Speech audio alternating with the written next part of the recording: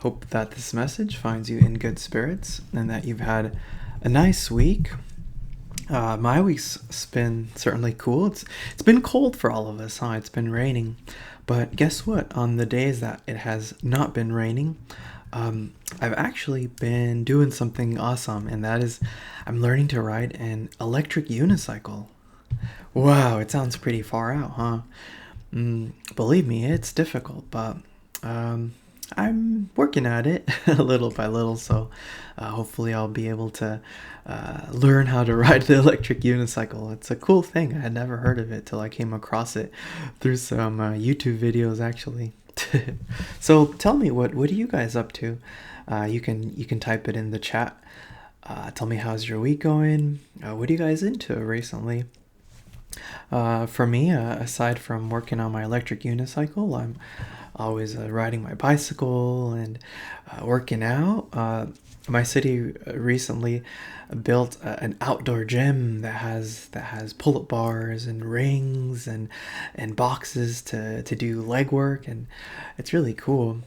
Um, I really miss the gym. I'm getting, because since I work at schools, Chafee and Citrus, I'm getting my second vaccine on the 24th, so looking forward to that so that I can return to the outdoor gym. So yeah, tell me, what are you guys up to? You can type it in the chat. So please accept my very warm welcome to another week of our semester. And I actually want to start this week with a fact, some random fact about something that I came across in some videos I was watching. And check this out. I don't know if you guys have heard of these, but so in the Yucatan Peninsula in Mexico, uh, there's these underground openings that are filled with water. They're called cenotes. Don't know how the anglicized version of this word would be. Maybe ceno. I don't know, but it's cenote. So check this out. What is a cenote? They are natural pools of crystal clear water created by the erosion of the limestone that surrounds them. They're connected by the longest underground river network in the world. Whoa!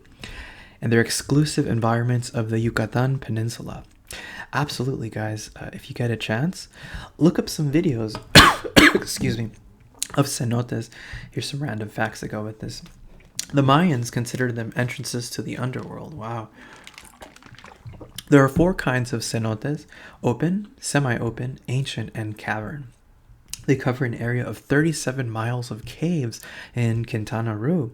The Yucatan Peninsula has the largest extension with approximately 10,000 cenotes throughout its territory.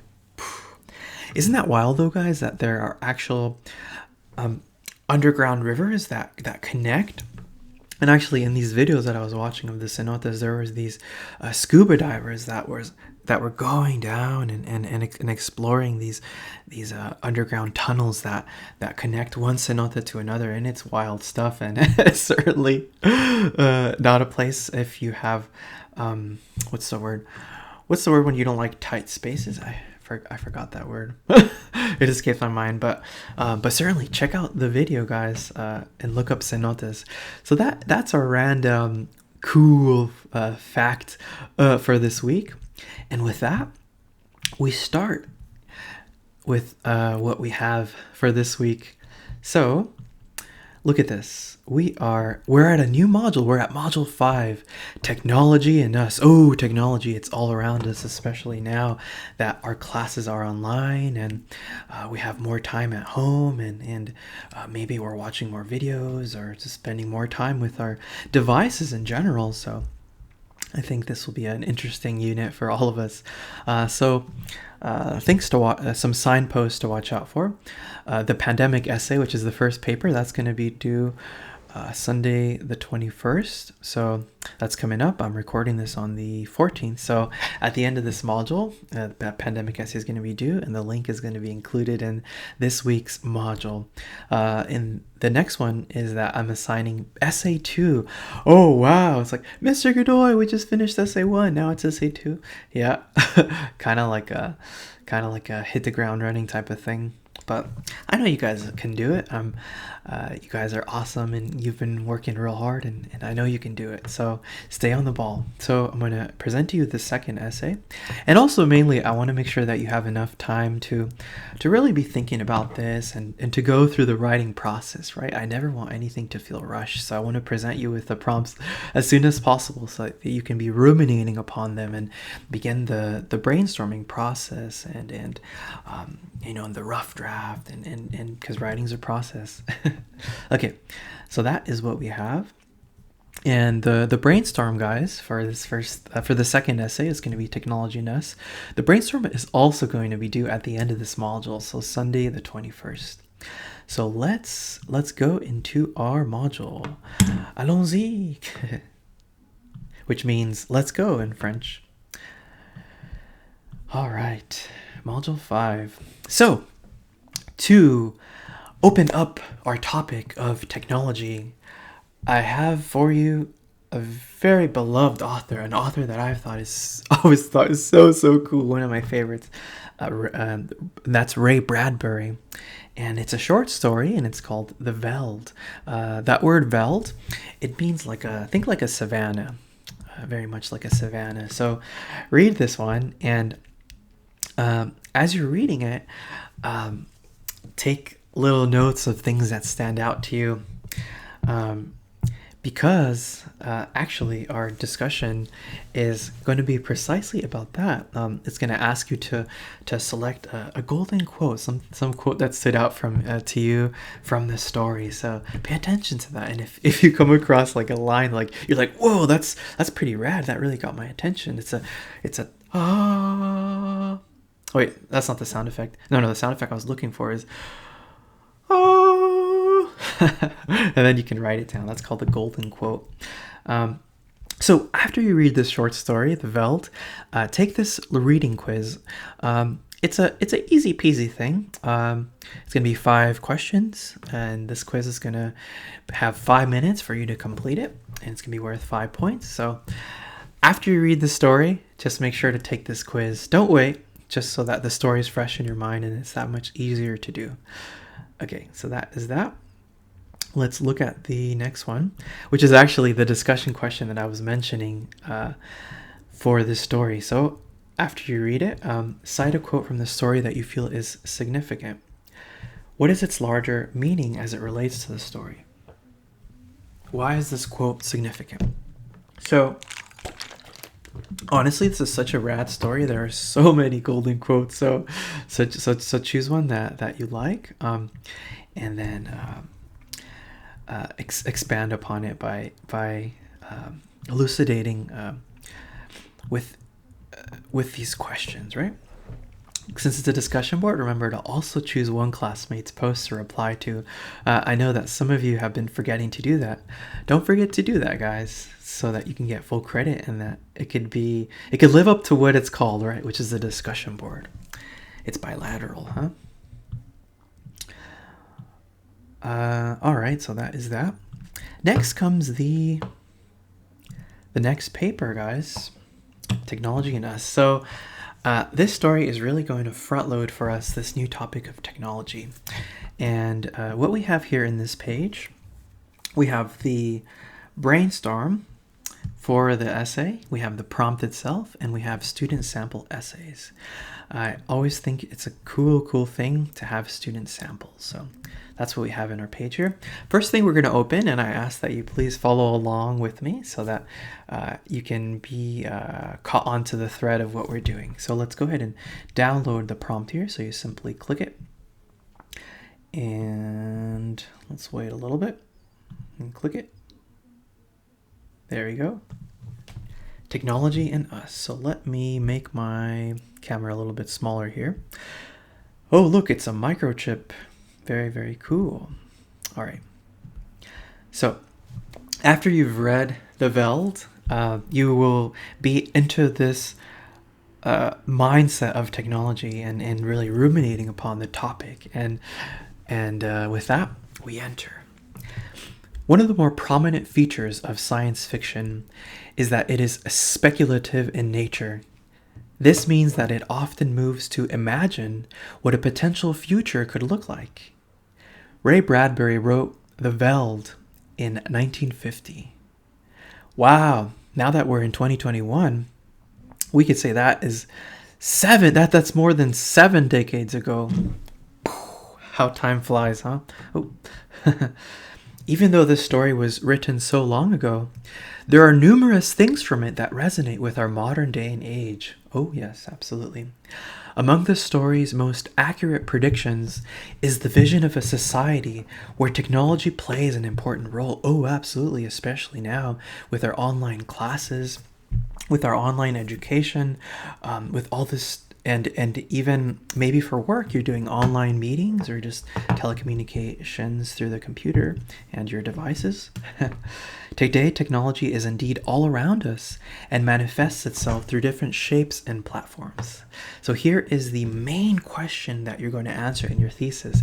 Remember, when a prompt presents you with a central question, then your thesis absolutely, you have to answer the question in your thesis, and you have to answer the question directly. And our central question for this paper is as follows. Write an essay that considers what the role of technology is in our current society.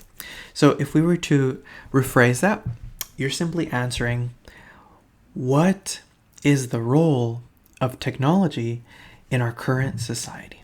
So I'll say that again. What is the role of technology in our current society? And absolutely now with our current pandemic, it is super, super, super central.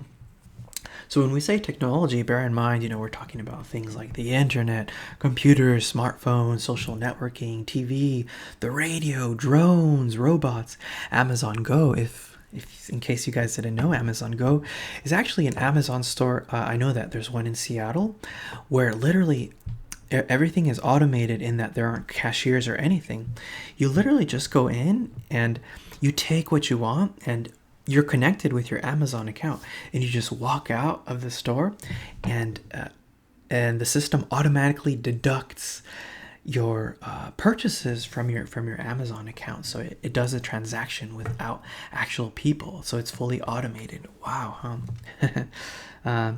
So when we say technology, that's even apps, video games, virtual reality headsets, etc. There's so much tech. You know what I'm thinking about too? I'm thinking about the Roomba. Do you guys know what the Roomba is?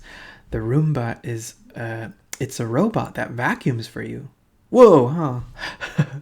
Okay, so here's some guiding questions to help really push your thinking in the direction of this topic. Okay, how has technology helped to shape our current society? What does technology's presence look like in our society? How do you personally use technology on a day-to-day basis? What are some examples of the technology that you use? Why do you use it? How do other people use technology on a day-to-day basis? So again, we're thinking about how do we actually use technology? How do you use it? We're still really spinning our cogs so that we can reach a point where we can answer this question, right? About what is the role of technology in our current society? Why do they use it? Yeah, why do you use technology? Why do others use technology? Is technology a good thing? How helpful is it, really? Is there such a thing as using technology too much? Can one become addicted or dependent on technology to the point of not being able to function properly without it? And if so, what could this potentially look like? Something that comes to mind could be like a video game addiction. It's just like those funny videos where the kids throw tantrums or get really violent when they take away their video game consoles, their Xbox or their PlayStation, and then the kid just throws a tantrum and starts wiling out because they're very addicted to their consoles, right? What's the effect of technology on our health, physical and mental? So I'm thinking about screens. Like a lot of something that comes to mind is like screens and the blue light that screens emit. Yeah. So, and yeah, screens or even social media addiction. You know, having that compulsion to continually be checking your social media. Okay, so again, this ties in to our question, right? What's the role of technology in our current society? So this is really an it's an extension of the question, thus leading us into that direction where we can answer what's the role of technology in our current society. So what's the function or job of technology in our society? What's its purpose? Why is it a thing in our world? You know, like what is it? What is its design? Like what is it intended to do? You know, anything else? So as you're thinking about this, as you're thinking about, okay, what is its function? What is its job? What is it intended to do? Then think about some examples too. And as you're ruminating about this, be jotting notes. And actually, that's where the brainstorm is going to help us. Remember, my friends, brainstorming is really important because it's the place where we get our cogs spinning in our mind and begin thinking about the steps that we're going to take towards this topic, right? And tackling this prompt. So here's the format requirements. MLA. Now we've been doing MLA. That means 1-inch margins all around, and the font is either Times New Roman or Arial. 12-point font, double spaced. And yes, we do need a works cited page because remember, anytime we're calling from a source that is not just us, then we need a works cited page. In this case, it would be the Veld, right? That's the story that we're working with.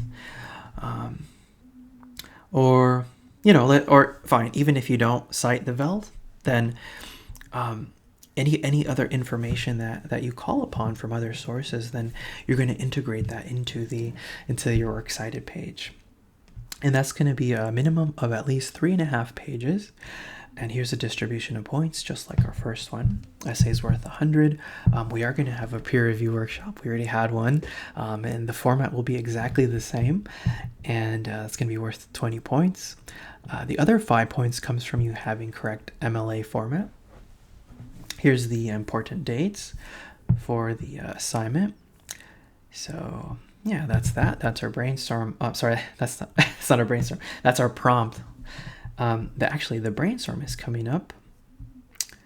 Remember, we have this page here with Tech NS essay particularities. Next, I want you to click this one, the brainstorm. I want us to take a look at it. Excuse me while I get some water. Hey, you guys should always drink water.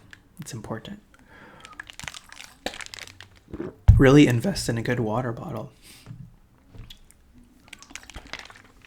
And if you have a good water bottle, write in the chat what kind of water bottle do you guys have.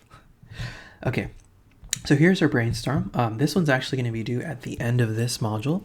So it's going to be due by next Sunday by 11:59 p.m. I've written at the top the central question of what you are compulsorily answering in your thesis, okay? And the central writerly project of this paper. Here's the central question. What is technology's role / function / job in our current society?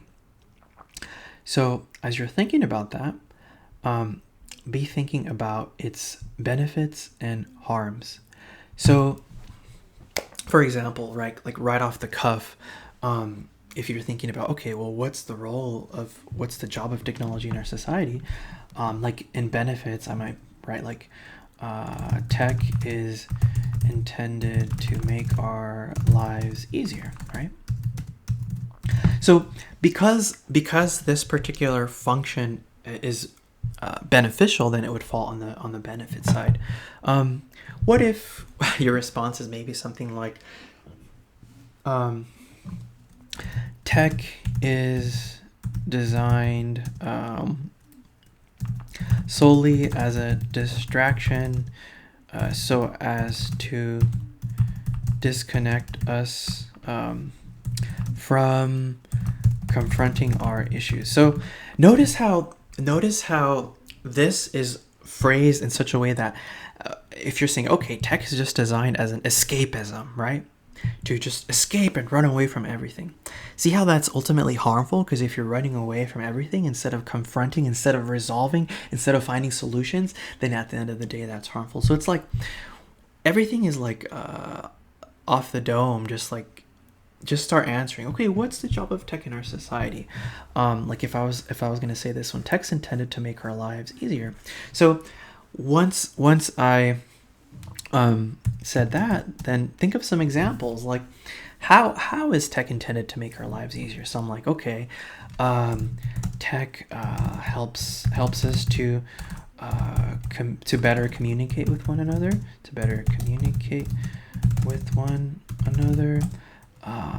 it helps us to maybe receive an education while experiencing a worldwide pandemic. Hey, I'll say mine. So currently, like I've told you, I'm taking language lessons. I'm learning different languages. So I could be like, tech can help me take foreign language lessons with instructors in different parts of the world. As you can see, the main thing really is after determining which category, whether a benefit or harm, your response to this question would fall on, your whether you're saying that tech's intended to make our lives easier, or if you're saying that its sole purpose is to just be a form of escapism to really avoid our problems and confronting the things that we need to confront. So whatever the case may be, number one, you identify what section, whether it benefits or harms. Number two, you offer a concrete example right under it, yeah? So after you've actually done that, then you create your working thesis. So remember that with the thesis, it was both ID, claim, and direction. So in this case, the ID is you introducing the topic of tech. Just introduce it somehow. Next is you answering the question, right? What is the function of tech in our current society? So answer that. And if it's intended to make our lives easier, then say that. After that, the direction would be your central examples of where you see whatever it is that you're claiming best manifested. So for example here, if you're saying that tech's intended to make our lives easier, a really good example could be that maybe it's helping us with our education, right? Now that our whole education's online, then it's permitting you to take classes and to continue and not lose the thread or track of your current educational program, right? We're doing this all online. Or maybe you're on this side that maybe you're saying that I don't know, text may be confusing us more, or I don't know, whatever your case may be, you have to say something to really demonstrate what it is that you are claiming there in terms of what your response is to this question. So I have here for you a sample thesis. So I want you to pay attention to the fact that it has both identification of the topic, it introduces the topic, then it answers the question, what's the role of tech in our current society? And then I talk about like where I see this most largely manifested. So check it out. Technology has a ubiquitous presence in our modern day and age. Okay, cool. So it's like I'm introducing it. Although it's an undeniably helpful tool, it can also bring potential pitfalls if its users are not careful. Some examples of these pitfalls include addiction and overall dependence. Ultimately, though, technology is more beneficial than harmful. As a tool, it's a large boon because it helps to make our lives easier. See, right there's the claim. Right? That's where I answer the question. This is primarily true through its help in the areas of surgery and our overall healthcare. So let's say you as a student are mostly drawn to that area of how it's helping us with surgery and healthcare. then you would establish that as your central examples there. Like a lot comes to mind for that. Like, I have a friend who has diabetes, and she has this technological system where it the device that corresponds with it lets her know what her insulin level is like and whether or not she needs to take her insulin. Same thing with pacemakers, right? People with arrhythmia, it helps them maintain the cadence of their heart at a steady pace, right? So a lot of neat things. So that's the main thing for this brainstorm is number one, think of different places where or responses to this, right? And then number two, think of examples that best demonstrate that, yeah? So if you're saying it's intended to make our lives easier, or if you're saying that maybe it's helping to make our lives easier by the fact that it helps us to become more organized. So maybe you can be looking at things like GPS and things like calendar apps or schedule apps or whatever the case may be. Maybe you're seeing you're drawn to the communication aspect, the fact that it helps us to communicate far easier with one another. Hey, like on like this, right? Or even like now I'm taking foreign language lessons, and it's making me so that I can communicate with my instructors and take my foreign language lessons, and they live in different places in our world, right? In different countries. That's a cool thing. So that's how to do this brainstorm, guys. I had actually closed the Canvas page because I had some issues with like the iCloud and I wasn't able to record, but now everything is golden. So let me reopen it. C'est la vie, hein? Sometimes we have technical issues, but we just have to adapt. All right, so we are here. All right, this is the brainstorm assignment link, which will be due March 21, and the pandemic essay, which is also due at the end of this module. So make sure to get that in. So that is the essay, and that is the central task here. And yeah, so take a look at the student sample essays if you want to see what some potential iterations of this paper could be like. Also, guys, if you have any questions, or if you want to schedule a Zoom meeting, please let me know and I'll be happy to do that with you. We can have a Zoom meeting where we can talk about your ideas, or even any areas where you might be feeling a little bit confused, or if you just want to touch base in general, then please feel free to reach out and schedule a Zoom meeting. So with that being said, guys, enjoy your week and keep working hard, right? I'm proud of you all.